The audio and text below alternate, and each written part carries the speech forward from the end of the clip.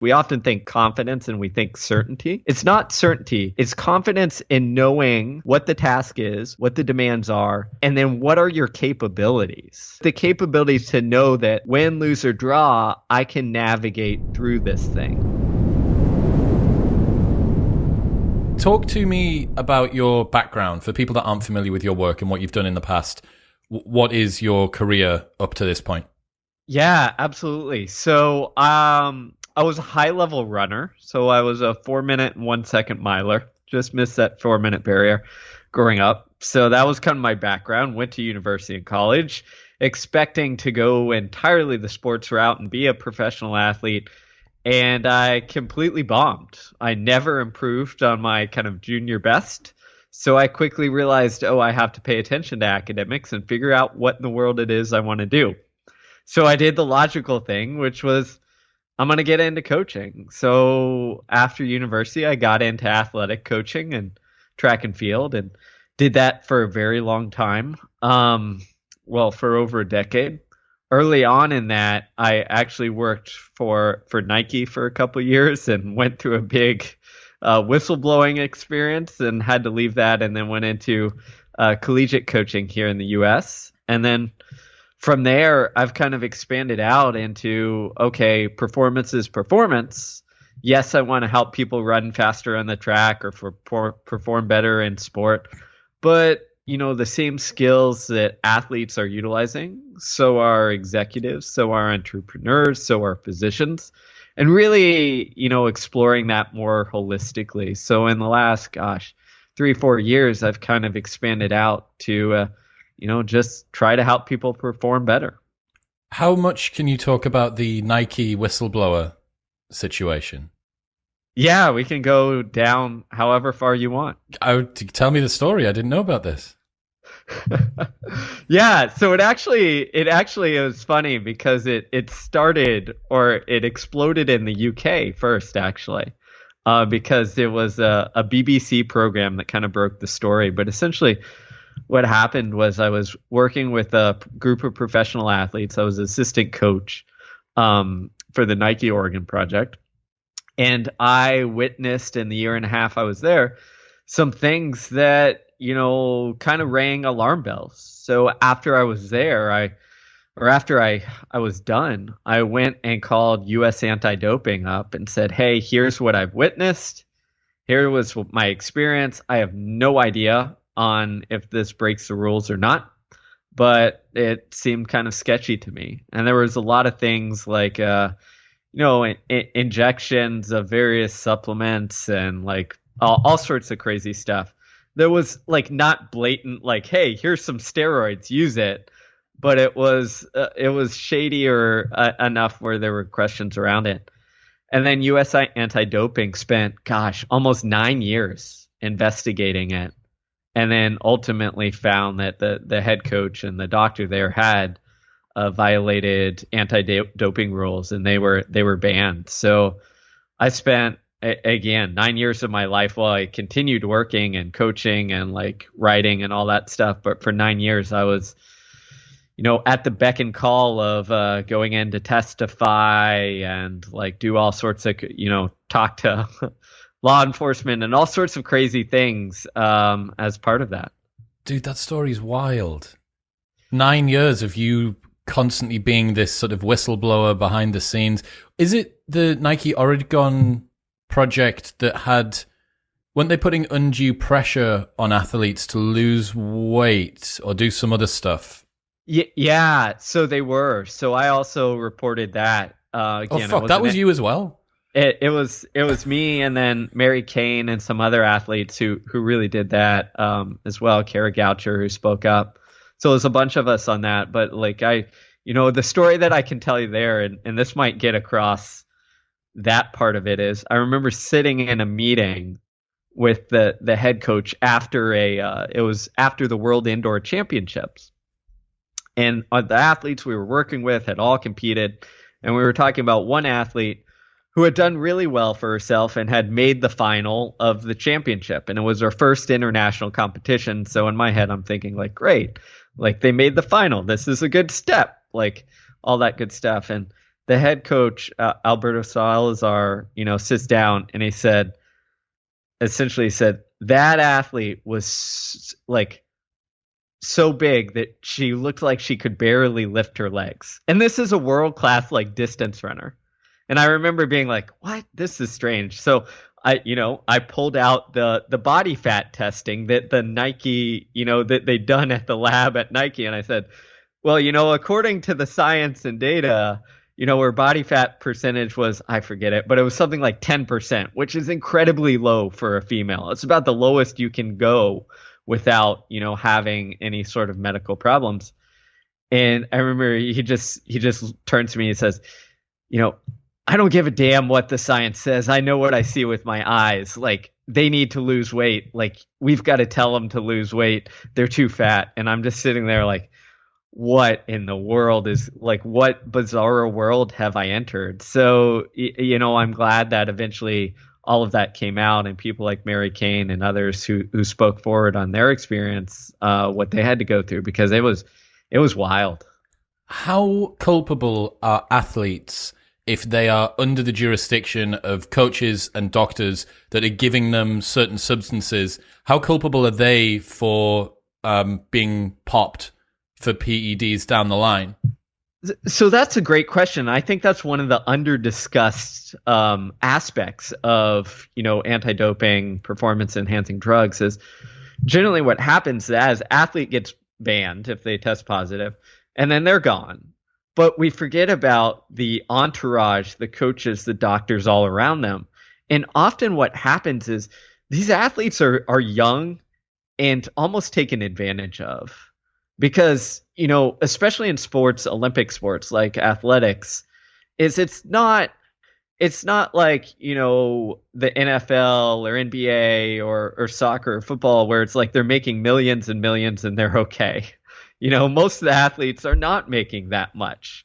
So there's a lot of pressure to perform and to, stay relevant so you can continue in the sport. So what happens is often the athletes, the power dynamic between the coach and the athlete is so heavily skewed, where the coach or whoever in charge like essentially controls the purse strings, especially in these situations like where I was in, where it was supported by a major shoe brand, which gave the athlete the salary. So in situations like this, I feel really bad for athletes because you get in this environment where it's like you either do what the coach says or your contract is gone and you're not making any money anymore. So what happens is people comply. And then I think also is coaches, doctors take advantage of, the fact that these are often young athletes who are almost like desperate to perform. So it seldom is, hey, here's some steroids and take it. What often it is like, oh, like I want you to try these supplements that might be a little sketchy. Oh, you did that. Oh, I want you to try this, injection that is kind of legal, might not be legal, slippery slope of PEDs. It just goes down the rabbit hole. And then by that time you have an athlete who's like taking something and they often don't realize how they got to that point. That's very interesting. I imagine as well in non-professional sports, there are fewer controls and sort of inner regulations because it's not being operated quite so much like a business. My housemate back in the UK is the physio for Newcastle Falcons, which is a Premier League rugby team. And, rugby is nowhere near the level of our football, soccer for you.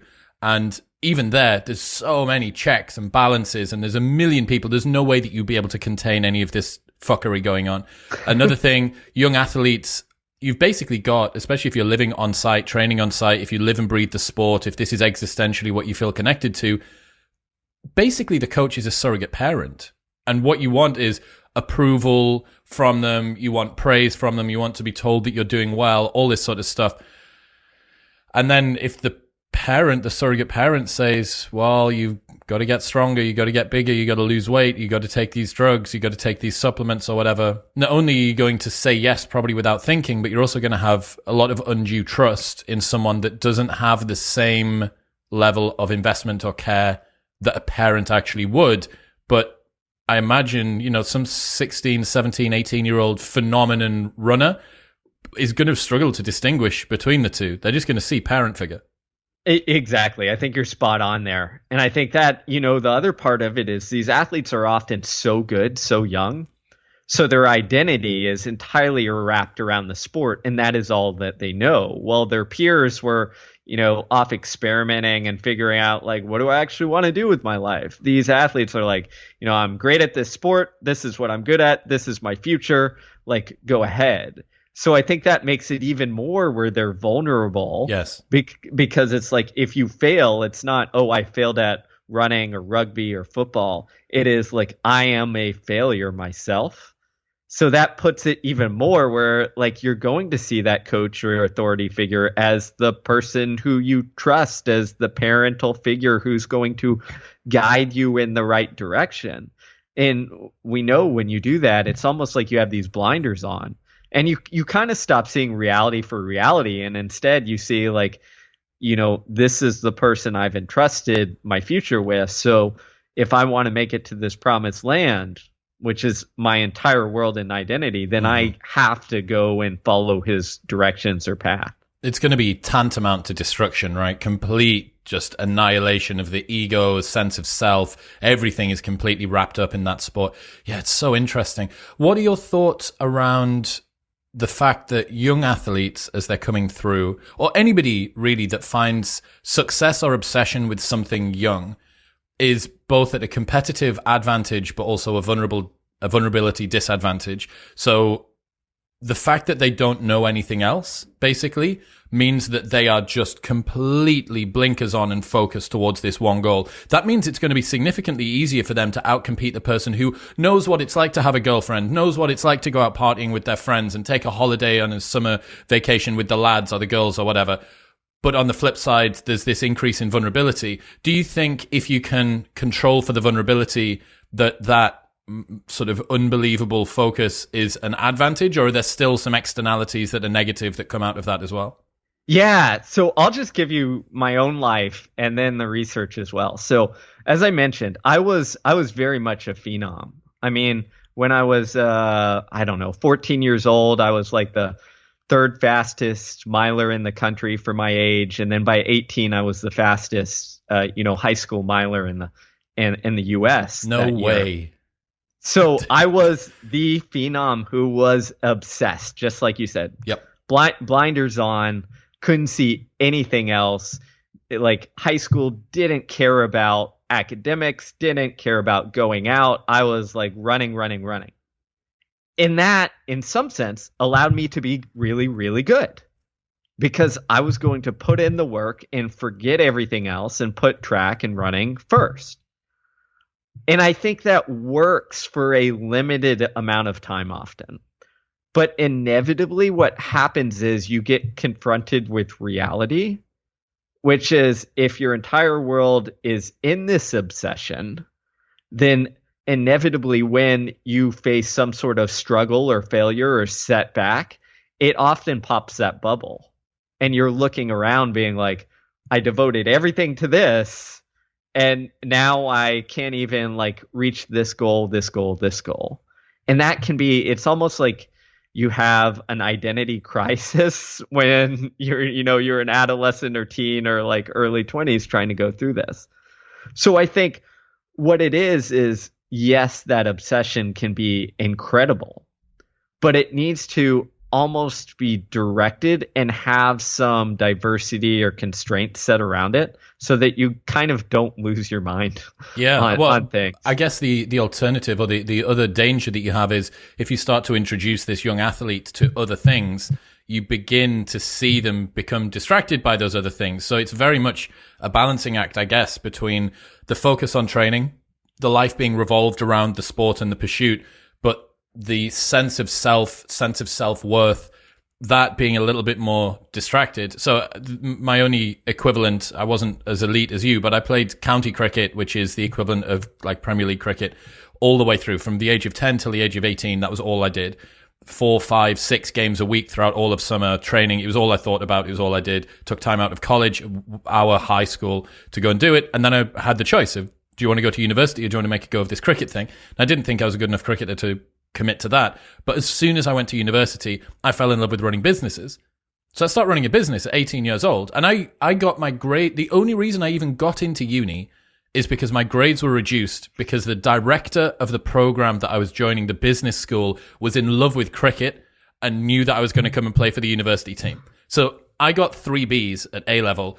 It was A, B to get in. And I failed. I didn't get into my first choice. And my second choice, the only reason I got it is because he'd reduced the grade. So cricket literally got me into university. And I don't think about that enough. But as soon as I got there, I sat next to my business partner in my first ever seminar. And we started running a business that day, basically. We started working together that very day. And I became obsessed with running a business and making money and getting success and acclaim and status and stuff like that. But that completely destroyed my sporting career. I didn't want to play for the firsts at uni. I wanted to play for the seconds because it meant I had more time to go to work. They played on a different day, which actually worked with our portfolio of events that we'd started running and all this other stuff. So I saw in front of my own eyes my athletic obsession dissolve because of other stuff that came through. And if you have that focus and that obsession previously, you've already got a trained style of living, and that can quickly sort of be moved. You're applying the same energy, but to a different pursuit. And then the first pursuit that you had just gets completely fallen away. It's the same reason I think that when people get out of relationships they've been in for ages, they jump straight into another one because they just take the same energy they were working on in the first relationship, remove the partner, but keep going with the same energy. Yeah, I think you're spot on, and I think that's a great story. And then that final analogy is wonderful because it really is where you direct it. And the way I like to think of it is, it's almost your little superpower to have this kind of obsession. But the key is, like, how do we stay in control of it and keep it in check? And as you said, like, have just enough space between our sense of self and this thing that we do so that it doesn't turn negative. And if you look at, actually, decades ago, there was a wonderful psychologist, Ellen Winter, who did some research on prodigies, in like chess and math and all this stuff. And she called it beautifully. She said, they all have the rage to master, which is that obsession, right? And it can be applied to math, chess, sport, business, whatever have you. They all have that rage to master. But the difference between the ones who were able to carry it through and maybe didn't, like, fail or burn out, is that rage to master came from, like, this intrinsic place of, I want to do this, of this brings me joy. And yes, it might be tough and I might go through struggles, but I just love that process. And that's what it's all about. And in fact, I was talking to American coach Tom House, who's famous for coaching American stars like Nolan Ryan and Tom Brady and throwing. And he put it this way, as like, the greatest of all time, like, they are obsessed and in love with that process. It's not necessarily like, hey, I'm doing this and obsessed because I want to, achieve X, Y, and Z outcome. It's that, man, this energy, I'm directing it towards something. And yes, if I keep directing it towards something, I'm going to achieve some great outcome, but that's not the center focus. And I think there's a clear but subtle distinguishing line between that. And the way I almost like to think of it is, like, maybe the obsession you kind of directed towards business versus maybe, someone like Elizabeth Holmes in the US, who was by all accounts obsessed, but because she was so obsessed, took that towards, like, fraud and cheating because she had to, like, have that status and win, instead of being about, like, the discovery, the exploration, the process in creating something great. How familiar are you with the Stoics and Stoicism as a philosophy? I'm kind of familiar. I've read Ryan Holiday's work, so I know it. I'm going to butcher it, and Ryan's coming on the show in a couple of weeks, so he'll tell me off. But there's 4 Stoic virtues. I want to say it's temperance, something else, wisdom, and something else, right? And I'm pretty sure that Ryan said that wisdom is one of the ones that's most important because it is the one that ensures that the actions of the other three are being directed towards something which is good in and of itself. And this is the difference between Elizabeth Holmes and that guy that's trying to clean up all of the plastic from the oceans, right? They both have an obsession, but one of them was filtering their momentum through a effective strategy, right? Through something that they knew would be good, genuinely good for the world. And, people can be obsessive human traffickers, or they could be, obsessive drug dealers or gangland bosses, mafia bosses and stuff. I imagine that if you were able to take those skills and apply them to something legitimate or altruistic, you would have an unbelievably effective person. Problem being that it's just being directed in the wrong way. So I think you're very right there. And also to talk about the fact that a obsession is a competitive advantage is so, so true. I know that you mentioned that you can become pretty obsessed with stuff, and I think that I do as well. And from the outside looking in, there's something kind of romantic about it, but then there's also something kind of tragic about it as well, right? That you're constantly going to play this battle with yourself, this desire for more, this desire to be more effective, this sense of existential connection between whatever it is that you are and whatever you're doing and the results of that. And there's ways that people can manipulate that. There's ways that you can be thrown around in the turmoil and buffeted by the turbulence that is the success or failure of whatever you're getting into. How good is the book? How many Substack subscribers do you get? All of that stuff, right? But it wouldn't do for everybody to perhaps exist in that way, but it's certainly pretty effective for some people, especially those that are trying to do new things and build stuff. Yeah, no, I think you're spot on. And I think, what we're getting at here is, I think in this world, we often think of things as like good or bad, black and white, but it's the nuance of it. Is this great thing, this great obsession or passion can fuel, it's almost like rocket fuel. It can fuel you in a number of different ways, and some of those might be good and some of those might be bad. It just kind of depends on the context around it. And to me, knowing that I have that tendency or ability, it's just making sure in my life and for myself, I have those checks on myself so that I'm pointing things in the right direction, or that I'm not getting obsessed or compulsive on the wrong things. Like you said there, the book sales or the followers or the subscribers, all of those things, which you can, especially if you have this tendency, you can drive yourself nuts on, and you can start assigning your value as a human being based on these like numbers and things like that. So it's very important to set your life up so that you have those checks and balances, and also things I think in your life that keep you humble and grounded so that you can, use that wisdom, to use the Stoic idea. Because often if you don't have that humility, what often happens is like you get blinded to it, and then that wisdom decreases, and then you find yourself doing crazy things that, you never wanted to or should.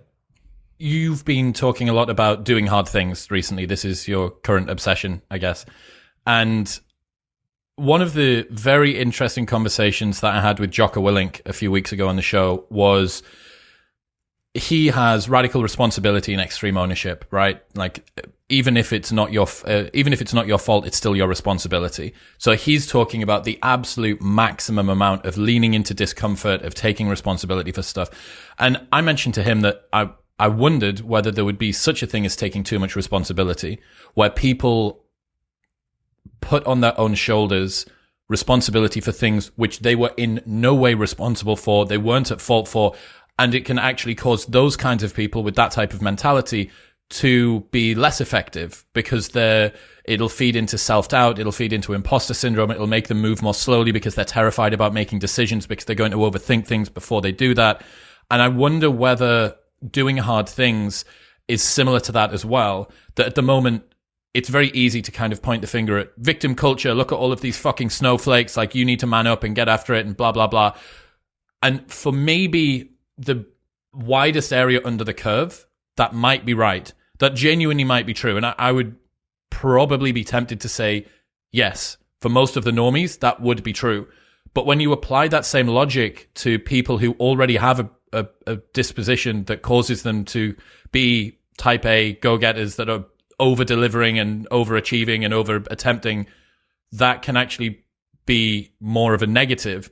And most of the people that I know, and a lot of the people that I hang around with in Austin, if I was able to give them one skill, it wouldn't be the ability to work harder. It would be the ability to switch off more.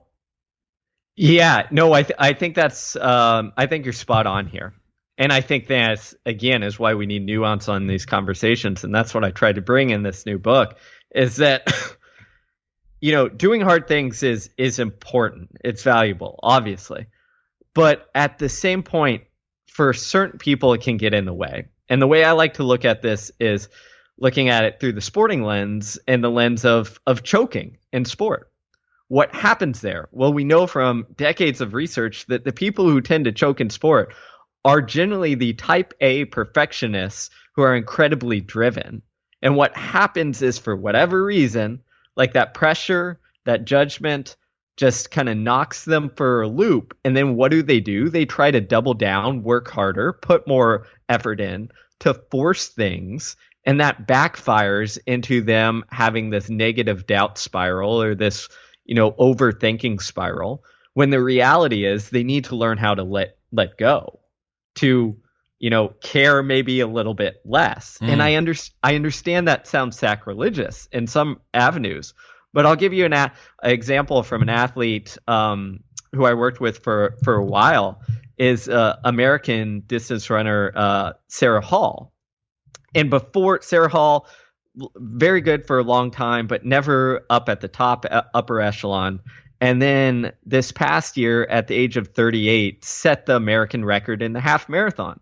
And then recently went on to get 5th at the World Championships in the half marathon, or in the marathon, excuse me.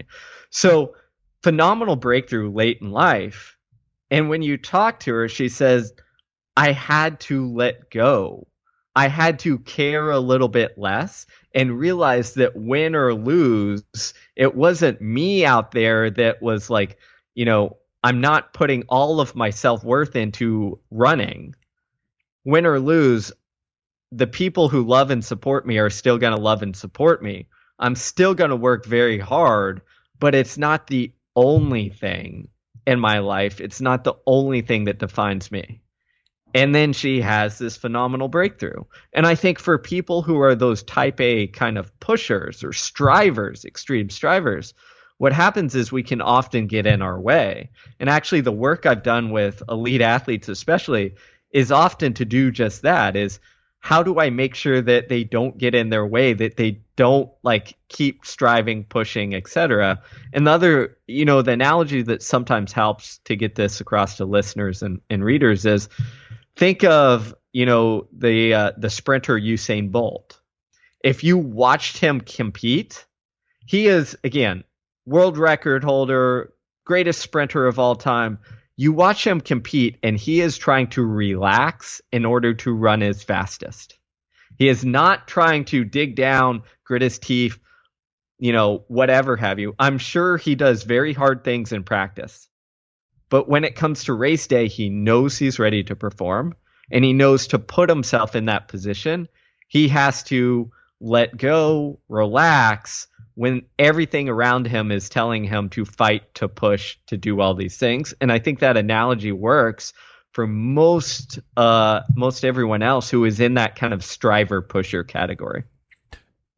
Is this based then, is the effective strategy that people, whether they be high performers in business, technology, creativity, sport, is it a case that you need to do a little bit of introspection, work out who you are, and then have the strategy that comes in? Because there will be somebody for whom the aggression, heavy metal music before you step out there is the way to go. It's also going to be sport specific. I wouldn't want a powerlifter to go out as relaxed as possible. It's a very different kind of sport. It's a very different kind of pursuit. Podcasting, for instance, if you were to go and do a huge podcast and you were super nervous about it, you want to be as relaxed as possible because you want to be able to have access to all of that width, that agility to be able to move between your thoughts. But again, the same might not be true if you're a Formula One driver, perhaps. I don't know. My point being that it's person specific and it's domain specific. Exactly. And I think that introspection piece is really important. And actually, what I found in researching and writing the book is that the best performers tend to have this internal sense of awareness and self-awareness that lower level performers don't. And that even goes with understanding the emotional experience and their thoughts and whatever inner signals their body is sending in preparation to do very difficult things. And this often runs counter to what we teach people, especially in sport, which is like, hey, forget your doubts, ignore your emotions, like push it away. But the reality is that all provides feedback that we can utilize to understand what kind of state am I in versus what kind of state do I want to be in. And I think the way I look at it is, are you prepared for the demands that you're going to face? And what kind of performance state allows you to, take on that task? You're spot on. If I'm going to do, one rep of bench press or something, I want to be incredibly fired up. But for other avenues, I don't. And that's where we get this idea in sports psychology that they call it the individual zone of optimal functioning, which is for each individual and each task, you're going to need a different level of physiological arousal and often a different level or type of like emotional response. And here I think the example of Michael Jordan is perfect, because like he is known as this like hardcore competitor. And if you know anything about Jordan, the basketball player, is he would almost like create insults out of things that people said in order to fuel his fire. And for 99% of people, this would be a horrible strategy because we couldn't handle it. Because what would happen is it would push us to playing out of a place of like fear and low status and like anger and mess up. But because he's Michael Jordan and his psychology was wired just a very unique way, that actually fueled him. So again, I think the self-awareness piece is really important. Is you have to figure out what works for you and your type of individual versus what you see on TV and might work for somebody else. Dude, you nailed it. I'm very having had, you'll be episode 515 or something of this podcast, and blanket coverage, this is the best way to do things, statements seem less and less true the more episodes that I do. It's so individualistic, and I've learned this with myself, that there are times when I need to be more fired up, there are times when I need to relax a little bit more. Really cool example of this, I got told by a friend. So Tiger Woods and Rory McIlroy were playing in a charity golf game, and they were partnered up with, one's with a comedian and the other one's with a rock star or something, like normies. Maybe the normies play golf, but they don't play golf like Tiger Woods or Rory do. But they were mic'd up the whole time because it's for charity, and usually you don't get to hear what the caddy and the golfer are saying to each other, especially as they're walking down the fairway. And one of the guys said that he was listening to what Tiger and this dude are talking about. It's for charity, right? Tiger and this guy are walking down, and Tiger's coaching him on his swing. He's talking to him about the current weather conditions. He's saying that there's this like issue that we're going to have to get past, so we might have to actually use a slightly higher loft club in order to be able to do the whatever.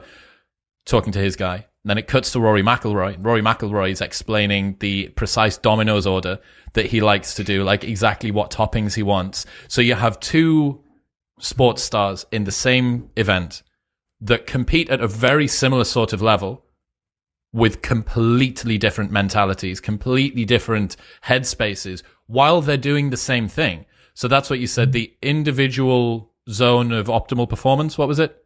Yep. That is individual because it relies on what is your mentality, what will work best for you, and then domain specific as well. Yeah, I love that. And it's funny. There's actually some interesting data. It's preliminary, but it's fascinating, that shows that part of the reason that is because people are sensitive to stress hormones in different ways. So for some, like that stress hormone, let's say cortisol, goes up, and someone might like experience it X-fold, maybe because they have so many receptors for it that they just like freak out. Others, experience the same level of stress hormone, but it's just like it doesn't hit. It's not a big deal. So there's like underlying biology here that tells us that it's really important. If you're that sensitive person to the stress hormone, then you might need to work really hard how to calm yourself down because you only want like a little hit of that. If your brain just, isn't sensitive, it's like, whatever, throw more stress hormones at us for whatever reason, then you might have to like get fired up and like find your way to get there, or in Jordan's case, like make it seem like everybody's out to get you so that you feel a little something there. And I think that's what's so important. So to me, what's the takeaway there is like be open, be aware, and then put yourself in different situations and really try different things to see what actually works, and take note of it, and you can really develop the skills to do so over a while.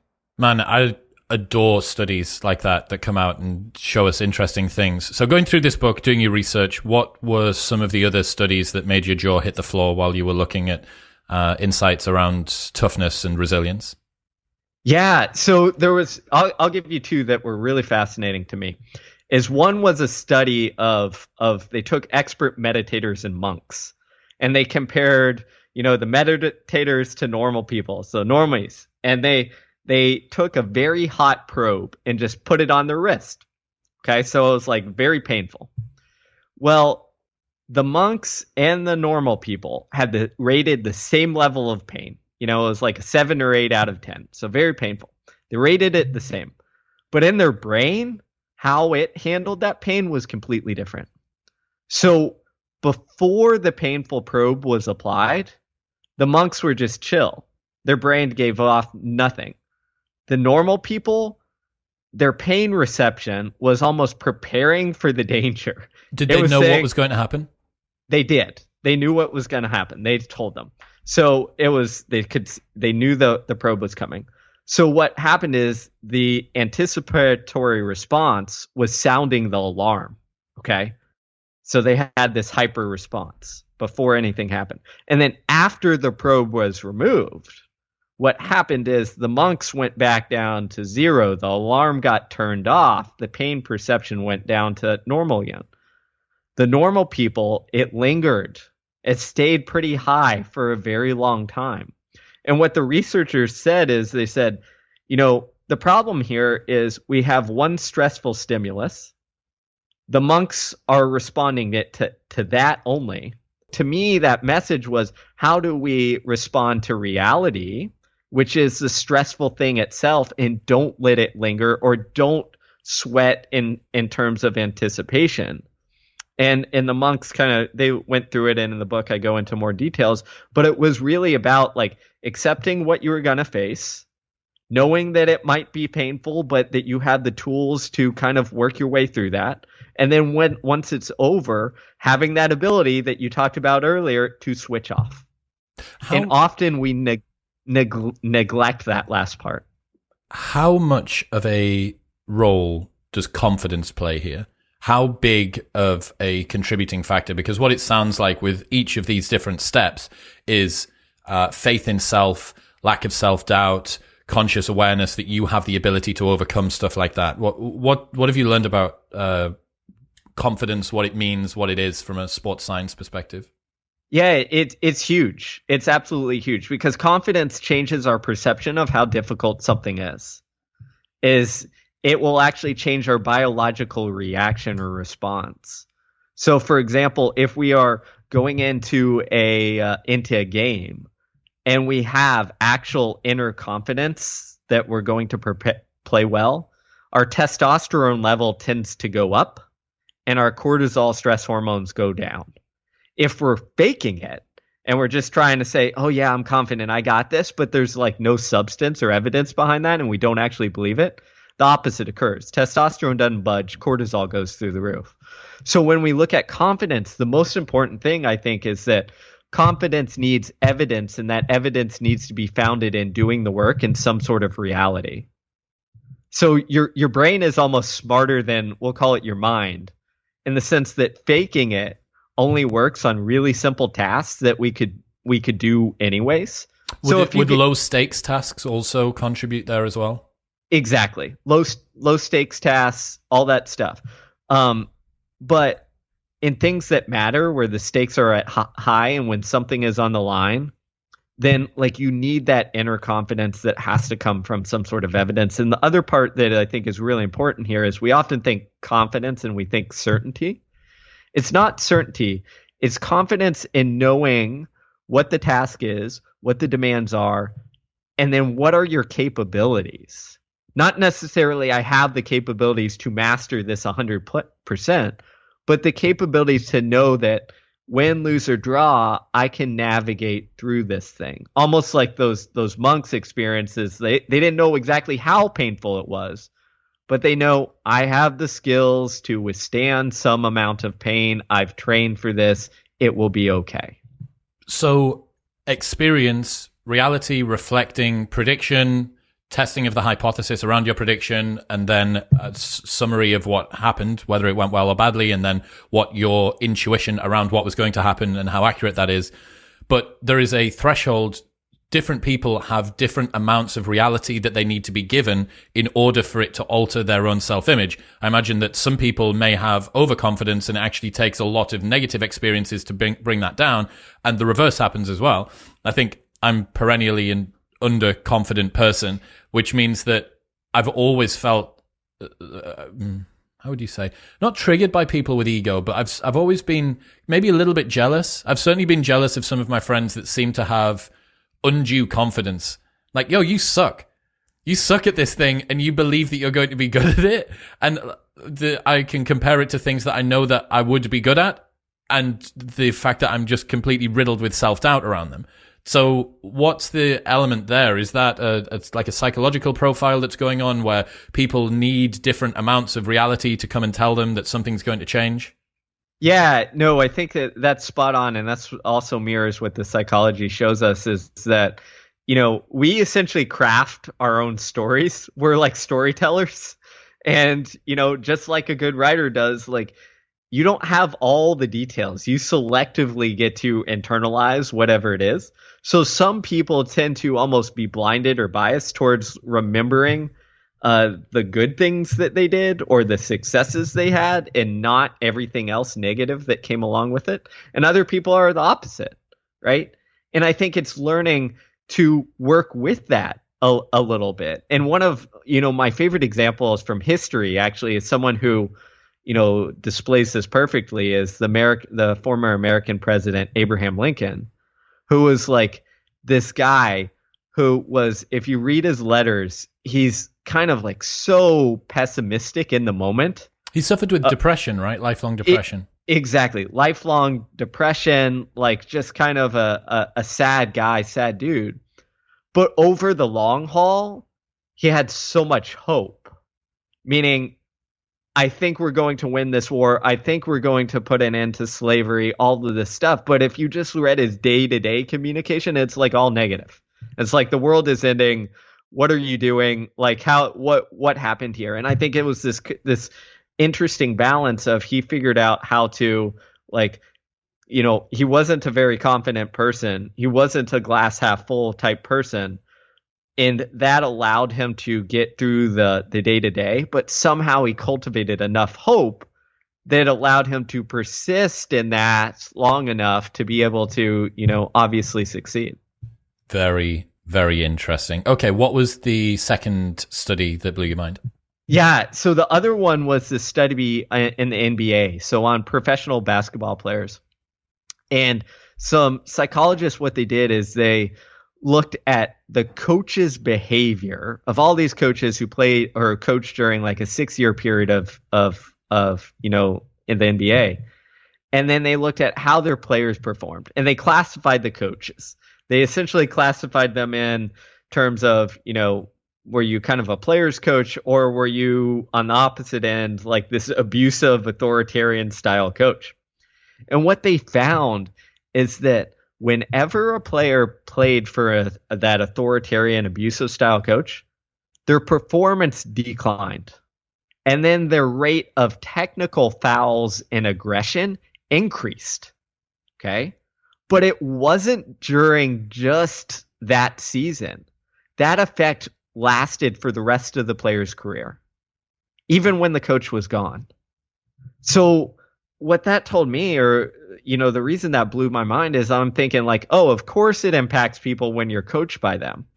But just the lasting effect for the best athletes on the planet that a coach for a single season and then they move on to someone who has a completely different approach can impact their play and then also their level of aggression and fouls for the rest of their career is kind of mind blowing. And to me, it tells, me is with whoever I'm working with, or if you're a leader or a coach or you're managing people, like your impact can potentially last for a lifetime or a career. So like be very intentional on what you're communicating and what you're showing that you value and how to do the things that you're doing.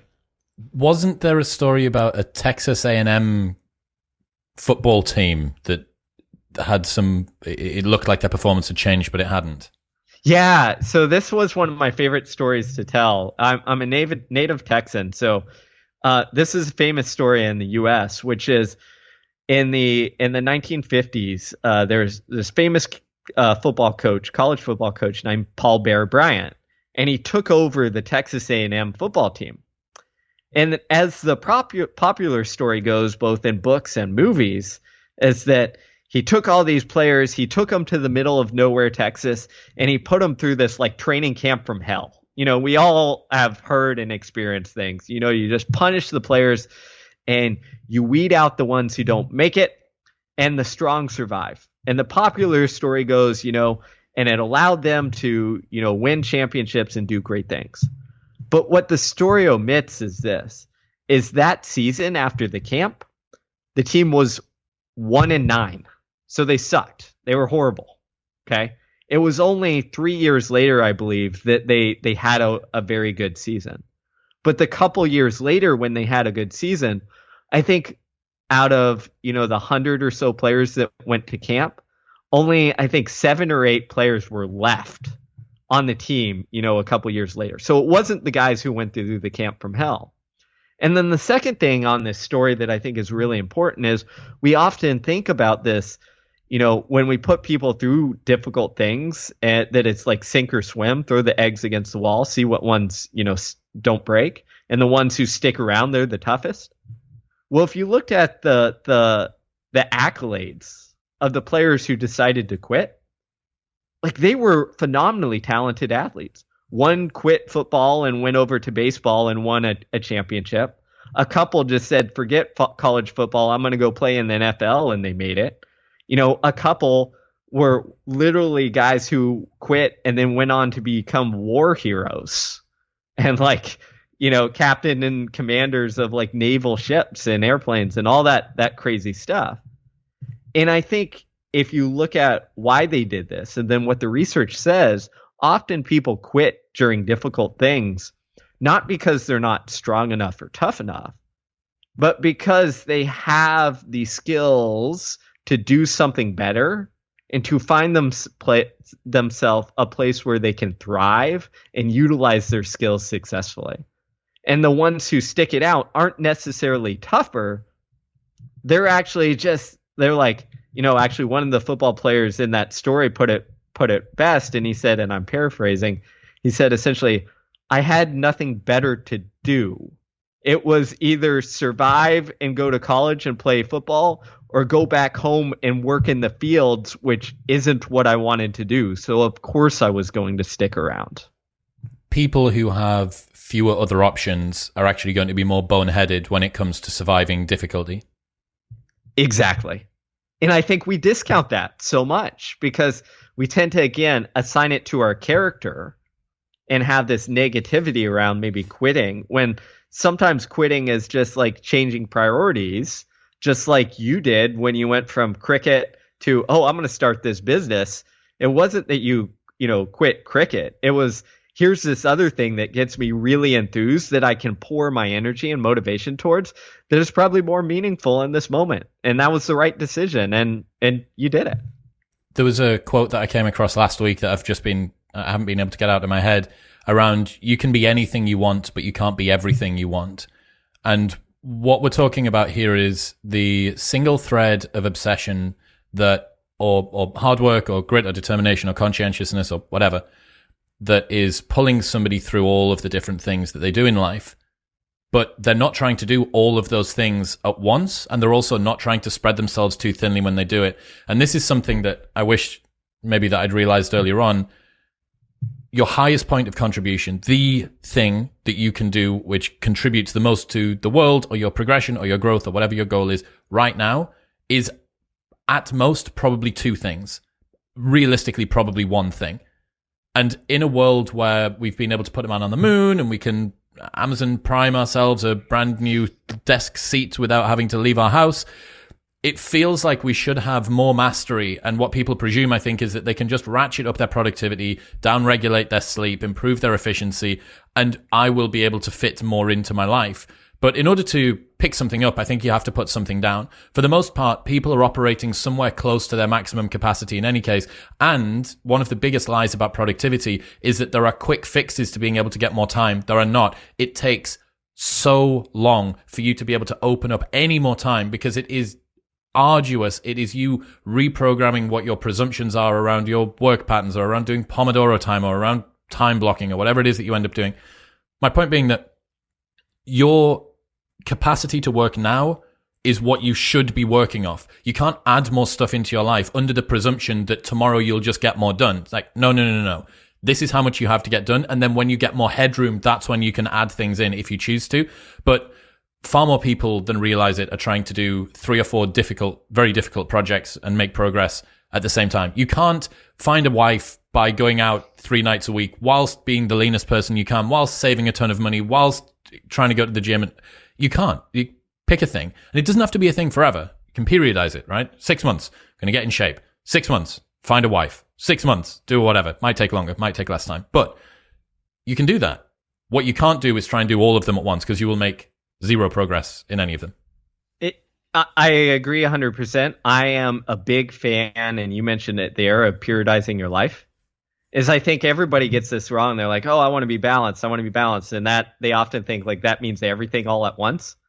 But balance to me means periodizing so that I am choosing the things that are important to me at the right time. You're a serial monogamist with obsessions. Yeah. That's what it is. I love that, because that's what you're doing. And actually, when I've talked to world-class performers, for instance, Shalane Flanagan, who won the New York City Marathon a couple of years ago, she said, oh, I'm horribly imbalanced. But what I do is my family knows, like, hey, for this 12 weeks leading up to this marathon, like the marathon's kind of be a priority. But once that ends, I'm shifting my focus, like, husband, you are back to being my priority, et cetera, everybody else. And we're going to shift those things around. And that's how people, good people get things done. And it's the same here. Like, when I go into writing mode, I tell my wife, hey, like, this is it. I'm not saying you're not important. I love you, all this stuff, but like, I've really got to get this done and focus on this. And like, I try and put constraints around it and all that good stuff, but you have to actively make that choice. And I think where we go so wrong is when we try and do everything all at once. And the modern world often like sells us a fake story that telling us that we can. And if we go look around on social media, we often think that, oh, look at these people who are great at everything, but it's all a facade. You talk to really good performers, as you do all the time on this, and you realize that no, they're really good at prioritizing. And then also, I think with that is having the self-awareness to ask, do I still want to be doing this thing, or do I want to shift my attention to somewhere else? And I think that's a very important piece as well. The self-awareness, knowing that something is about to come, knowing and having the trust to be able to communicate to friends or family, people that you need support from, people that you need to be aware that you're not going to be able to give them as much support or whatever. That's something that has really only started to come up very recently for me. And I think a lot about performance and like assess the way that I'm going about my life. But all of these things, I wonder how much of them just come along for the ride as a byproduct of getting older. I always think about this, that how much of the actual work that we put in and the introspection and the self-development, how much of that would just be here naturally because I'm now 34 and 4 years ago I was 30 and 4 years before that I was 26. Do you know what I mean? Like that a lot of this stuff is don't get me wrong, I'm adamant that you can design your life, right? You can consciously have agency, sovereignty, you can take control, do all of that stuff. And it does have an impact.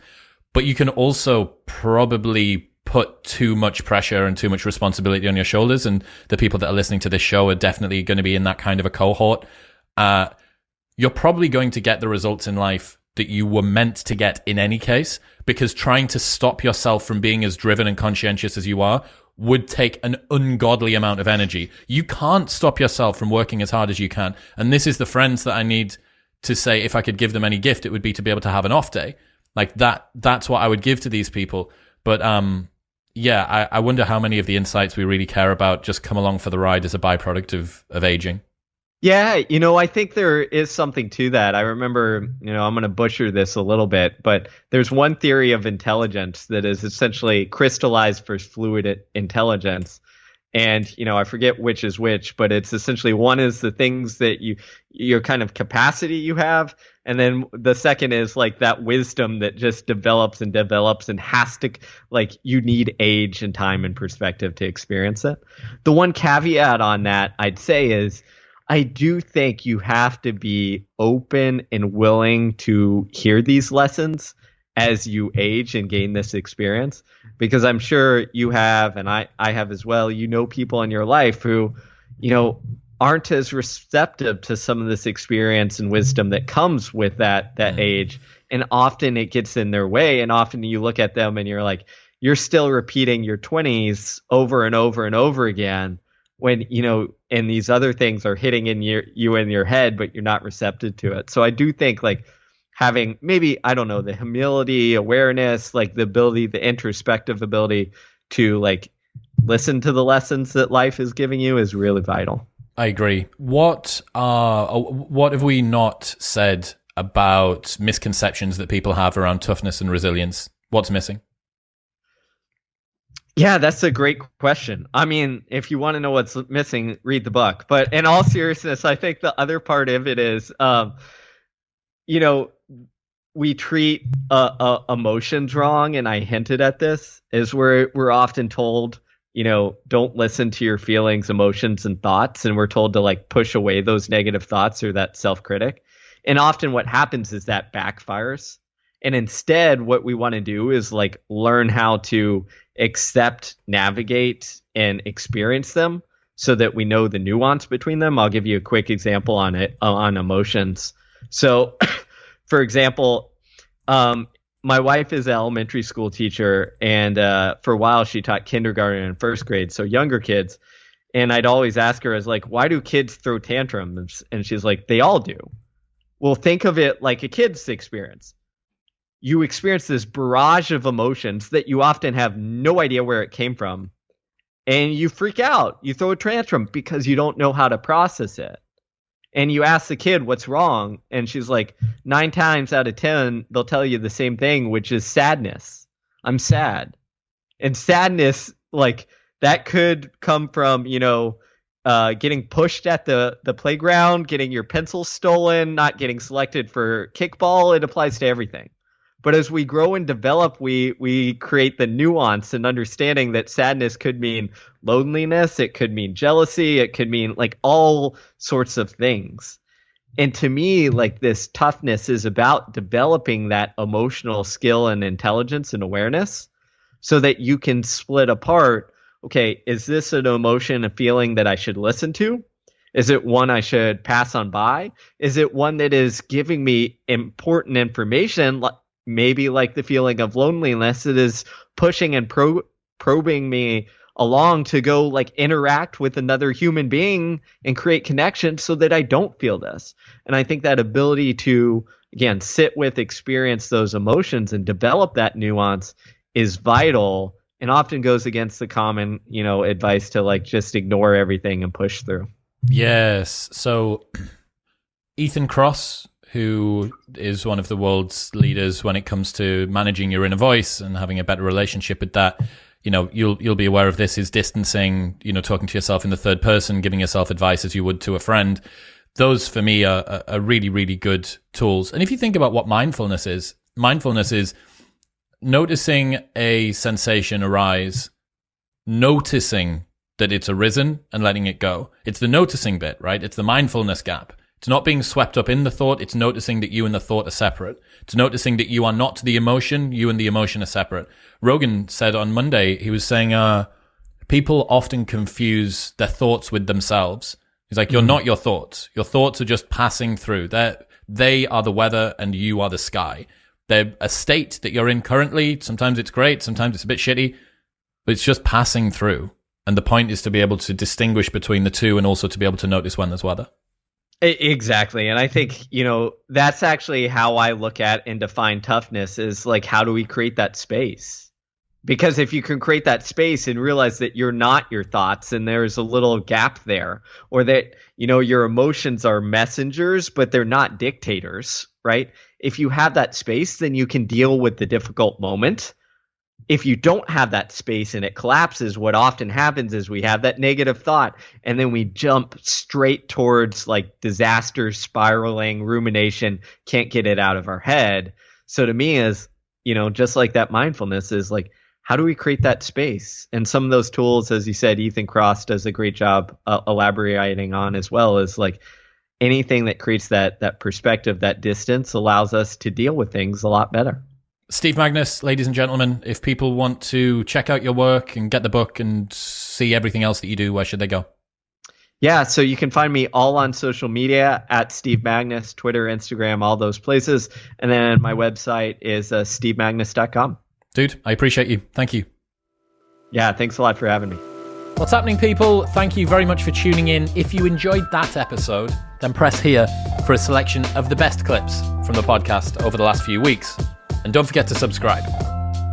Peace.